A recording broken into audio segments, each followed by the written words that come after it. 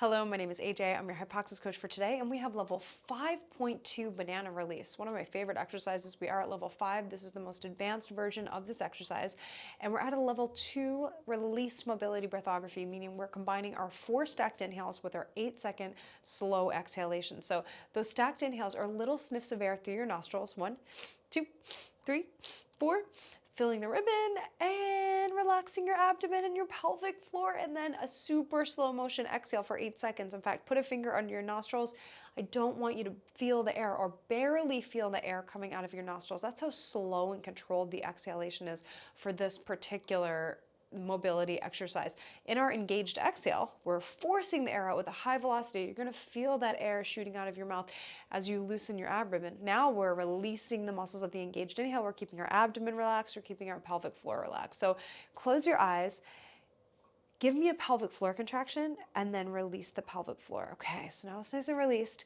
Let's take that 4-8 breath. Let's practice. In 3, 2, 1. Inhale, 1, 2, 3, 4.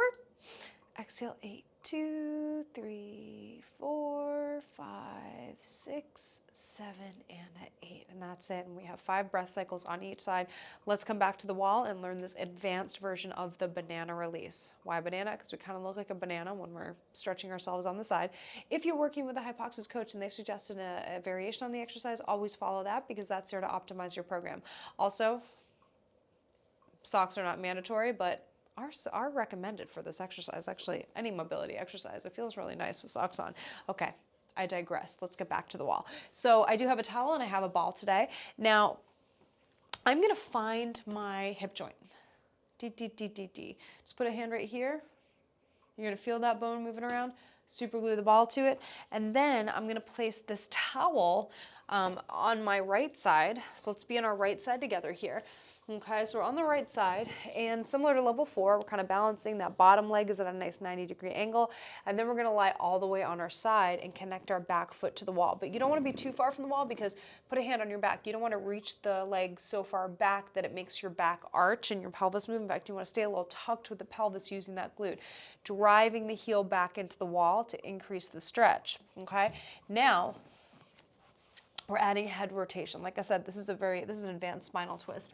So we're gonna use the towel to rest our left ear on the towel, and the left arm comes up on a diagonal, and it's pulling down with force. So if the ground were slippery, it would pull down just like that. And that right arm, the forearm is on the ground, almost like a forearm plank, just elbow stacked right underneath the shoulder. And that's it. You want to stay relaxed with the pelvic floor. You want to stay relaxed with the abs, and your glute is the only muscle that you're really thinking of actively engaging. Okay, now make sure the hips stay stacked. Many will have a tendency for the hip to roll forward like this, but to feel this particular stretch, you want to make sure that that left hip stays stacked right over the right.